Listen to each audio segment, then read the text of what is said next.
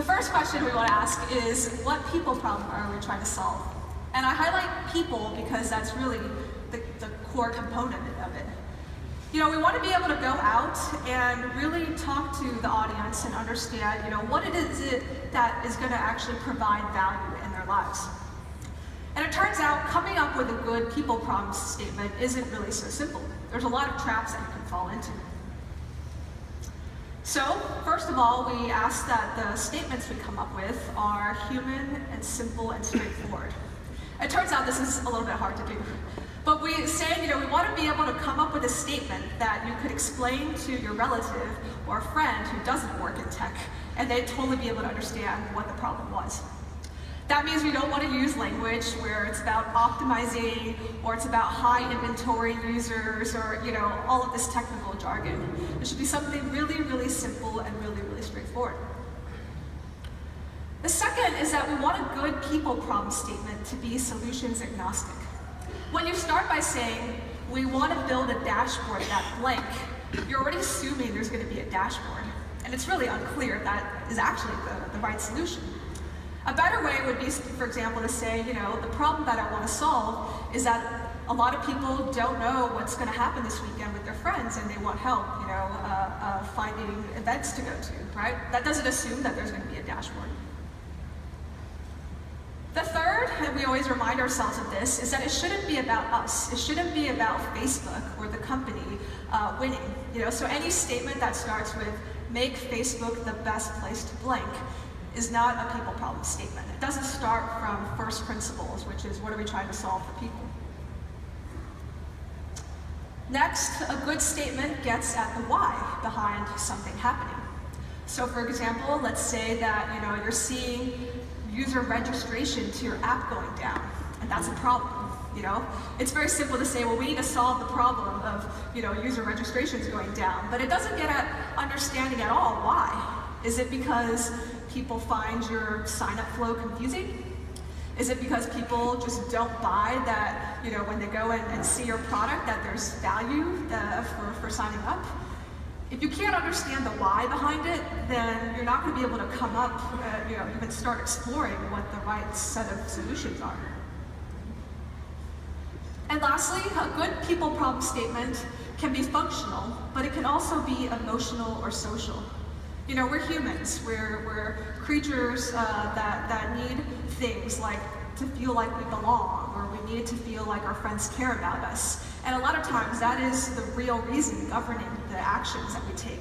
And a good people problem statement sometimes gets at that. It's not just about the things that people do. So what are some examples? So recently I was at a Moms 2.0 summit. This was a gathering of some of the top mommy bloggers and publishers about parenthood. And, you know, we were in a panel and we were talking about, you know, kind of the issues that new mothers face. And this is something that kind of came up over and over again. You know, new mothers said, I want to be able to talk about an interest. And in this case, it was, you know, I'm a new mom and I want to be able to learn about this new role and connect with other new mothers. But a lot of times people just don't know where to go. You know, they don't know where to go and find that information. They don't know how to find their tribe.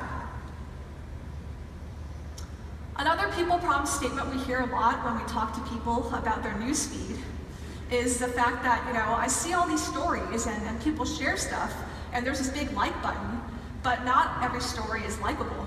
A lot of times people are sharing stuff that is tragic or sad, or they read a news story that made them really, really angry.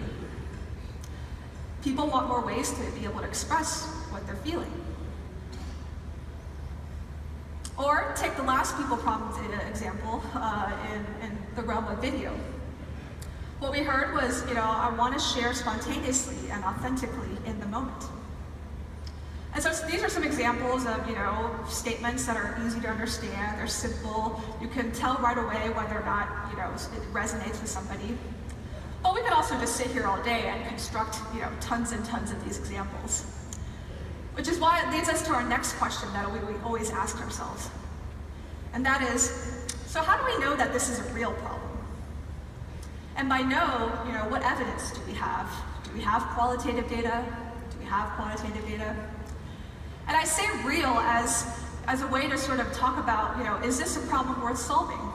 Because there are millions of problems in the world. I think there was a rap song about how all of us have 99 of them.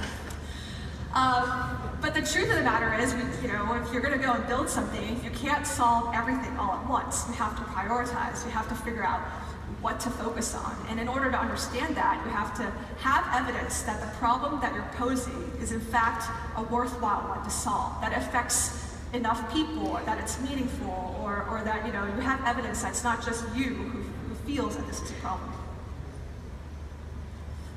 In our example of connecting people with other people around topics that they're interested in, this is something the groups team at Facebook was really, really curious about. And they went and they explored the data to try and understand how many people had this need, how many people wanted to do this. And one quantitative piece of data that they found was that we had this discovery unit on newsfeed. It was called Groups You Should Join, where it suggested, hey, here are some groups that your friends are a part of. Perhaps these would be interesting to you.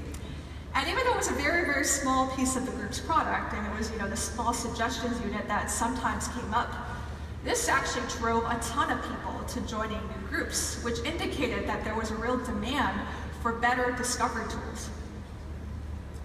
Also, anecdotally, we would hear tons of stories. My good friend recently became a mother, and she's also a doctor. And one of her colleagues introduced her to this group called the Physician Moms Group. And this is actually one of the most active and most engaged groups on all of Facebook. In fact, I think 1 out of 4 women who are doctors and mothers in the United States are a part of this group. And for my friend, it's been completely transformative for her. She spends 30 minutes or an hour on this group every single day, getting advice, asking questions, looking and participating in the discussions. But she was sort of I almost felt like I found this group by luck, because what if I hadn't known somebody who was a part of this group who invited me? How would I ever know that this resource existed? And similarly, I was talking recently to a friend, and we were talking about our upcoming class reunion. I was like, oh yeah, you heard about all the updates? And he was like, what? We have a group? We have a group for our, graduating class? And all over the world, a lot of times when people discover a group for the first time, whether it's about an interest that they have, like design or photography, a lot of times their first reaction is wait, how come I didn't know about this sooner? And so with all this evidence, this is kind of what led the groups team to work on a new discovery page. It's called Groups Discover. Wherever you access your groups in Facebook now, you'll see that there's a tab. And when you go there, it just surfaces all sorts of groups that your friends are in that you might not know about, groups that are local to you and your neighborhood, as well as groups sorted by categories and topics that you might be interested in. Things like parenting, or buying and selling goods in your local community, or sports, or cooking. So, regarding newsfeed and the people problem of not everything I see in Facebook as newsfeed is likable, how can I find better ways to express how I feel? Here the team also did a bunch of qualitative and quantitative analysis to understand how much this was a real need.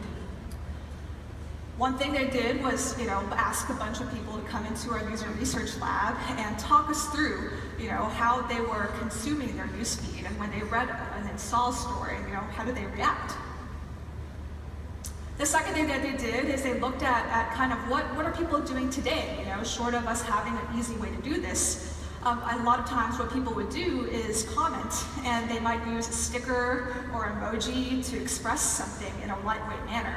And so we looked at all of that, and we looked at what were the most popular emotions, what were the most popular reactions that people were having.